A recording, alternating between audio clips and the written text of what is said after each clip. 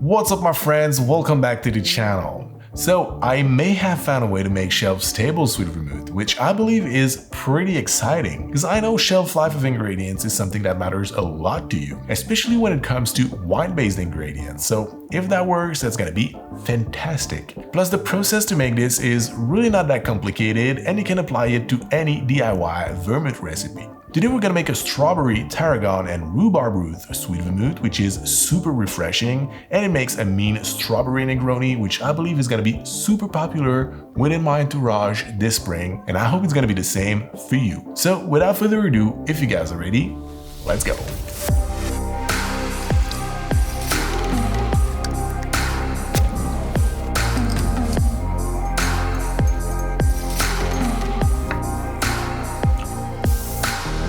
Alright, so storytelling time before we dive into this. A couple of weeks ago, Sifra was cooking a delicious dinner, so obviously we opened up a bottle of wine to drink with it, and unfortunately, it was not really good. It was not a disaster, but we felt like Sifra's dinner deserved a better wine. So I wanted to put the cork back on and open up a new bottle. Sifra was not so keen to waste a whole bottle of wine, so I convinced her by telling her I had an idea to make something with it for the channel. To be honest, that was a little white lie. The only idea I had was to make a wine syrup with it, which can extend the shelf life of the wine because of the sugar, and it's great in cocktails. But I would then have a whole liter of wine syrup, which I knew eventually would go to waste. But back to when this happened, I was in the middle of the shooting of my ultimate milk clarification guide that I posted recently. So I had all these whiskey sour clarifying all around the place, and that gave me the idea.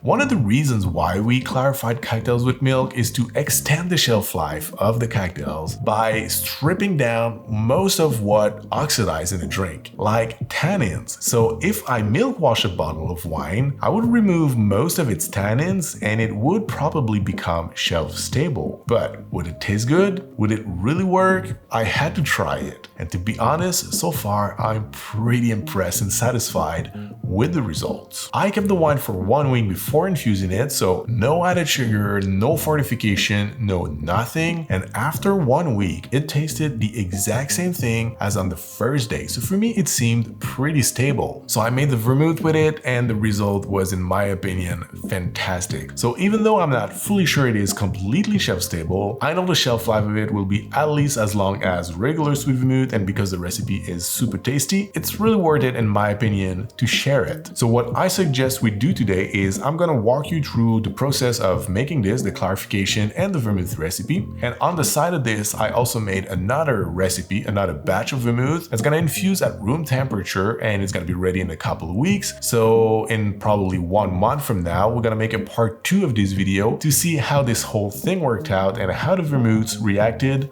over time. So first we're gonna milk wash our wine and we're gonna do a batch for 1 bottle of wine. So first, in a large container, we're gonna pour 275 ml of whole milk. Then we're gonna start pouring the wine over it. After a couple ounces have been poured out, we're gonna add 40 ml of lemon juice in the bottle, and then we're gonna empty up the bottle over the milk. I like to give a gentle stir with a bar spoon to make sure all the milk is gonna be fully incorporated with the mixture, and then I'm gonna leave it resting at room temperature for 30 minutes. Then for the filtration, I'm gonna use my favorite rig, which is 1 large fine mesh strainer with a coffee filter and a nylon nut milk bag on top of the coffee filter. This easy setup will make the clarification super fast. So then all we have to do is to pour our mixture over the filtration device. It's gonna drip super cloudy for the first couple ounces, but then as soon as you see it's dripping clear, you're gonna switch vessel, wait for 1 or 2 extra minutes, and then re-pour the cloudy liquid over the unfiltered mixture. I wish I had made a time lapse to show you how fast this was, but I couldn't because I had to shoot other things for the recipe while this was filtering. But literally this was more than 1 liter worth of liquid to clarify, and it took only 2 hours to clarify. So I'm telling you, this little trick to put the nylon nut milk bag on top of the coffee filter really speed things up.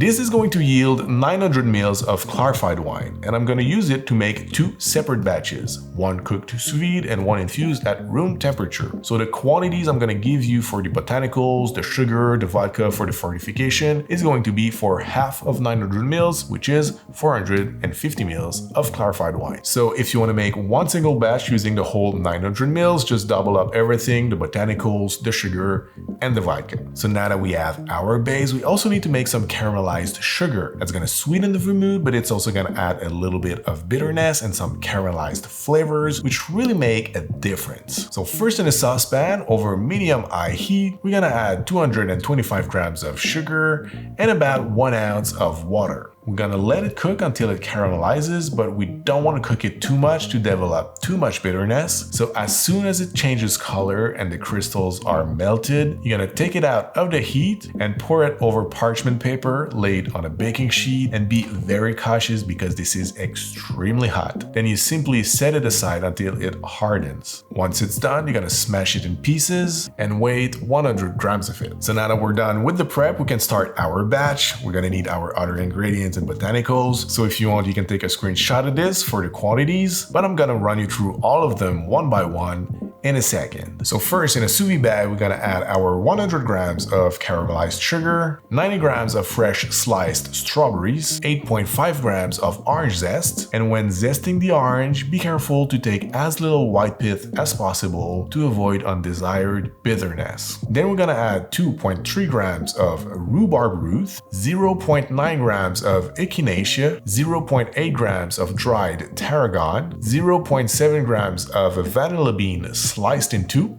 0.4 grams of angelica root, 0.5 grams of cinnamon, 0.4 grams of licorice root, 0.3 grams of lightly crushed cardamom seeds, 0.2 grams of gentian, 0.1 gram of wormwood, and 3 lightly crushed cloves. Then we're gonna add 250 ml of clarified wine, saving 200 ml for later to prevent overcooking the wine, and 100 ml of vodka. Then we're gonna seal the bag and cook it for 2 hours at 62 Celsius. Then while this is cooking, we're gonna prepare our second batch that's gonna infuse at room temperature for 2 weeks. So in a jar, we're gonna add the same amount of sugar, sliced strawberries, the same botanicals except for the wormwood, angelica, and gentian, the same amount of wine, and vodka. We're gonna close the jar and forget it at room temperature for 2 weeks. Now the reason why I didn't add the angelica, wormwood, and gentian in the maceration is because those are the bittering agents and they are a little bit harder to control when they infuse for a longer period of time. So we're gonna do them as tinctures instead, and we're gonna add them afterwards once the infusion is going to be ready. That way we're gonna have better control on the bitterness. So for the wormwood, we're gonna add 5 grams of it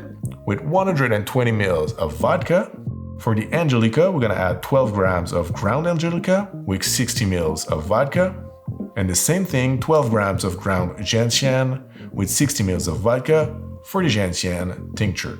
Then we're simply gonna leave them resting at room temperature as well for 2 weeks, and for both the vermouth and the tinctures, every couple of days just give them a little shake just to make sure we have an even extraction. Now let's go back to our sous vide batch. After 2 hours of cooking, we're gonna remove the bag and plunge it right away in an ice water bath. Once it's fully cooled down, we're gonna strain the mixture through a coffee filter, add the remaining 200 ml of clarified wine, bottle it, and there have it. This is how we make the strawberry, tarragon, and rhubarb root potentially shelf-stable sweet vermouth.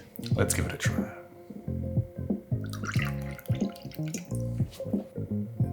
It is beautifully balanced with the bitterness, candied sweetness, botanicals, and fruitiness. The fact that we used fresh strawberries gives a lot of viscosity to the vermouth, which is extremely interesting for the mouthfeel. And the color is outstanding because we used a red wine that kept that beautiful ruby red color after the milk washing. There's a little bit of acidity because of the wine and the hint of lemon juice that we added for the clarification. It is delicious on its own with just a couple of ice cubes, and it's super refreshing. But it's also versatile in cocktails, but completely different than what we're used to. Speaking of what we're used to, as I said, it is great in a Negroni, but for me, mezcal and strawberry is a match made in heaven, so let's give it a try in a mezcal Negroni. So let's just follow the classic template. We're gonna start with 1 ounce of mezcal, 1 ounce of gum Campari, and 1 ounce of our strawberry vermouth. We're gonna fill our mixing glass with ice, give it a stir for about 60 revolutions, strain it over a beautiful block of clear ice, express orange zest across the top, garnish the drink with the zest, and there you have it, the strawberry mezcal Negroni. Cheers. This is a pure delight. I mean, the strawberry flavor from the vermouth with the mezcal is just a match made in heaven. There's no surprise there, but I was afraid that maybe the mezcal would take over the strawberry flavor in the vermouth, but it doesn't, and that really makes me happy. This cocktail is exquisite. I really love it, and I hope you're gonna love it too. So my friends, this is it for me today. I really hope you enjoyed this video. I hope you're gonna be there for the part 2 of it, but until then, thank you very much for watching. Don't forget to subscribe before you go, to turn that bell if you want to make sure not to miss it, and we're gonna see you very soon. Cheers.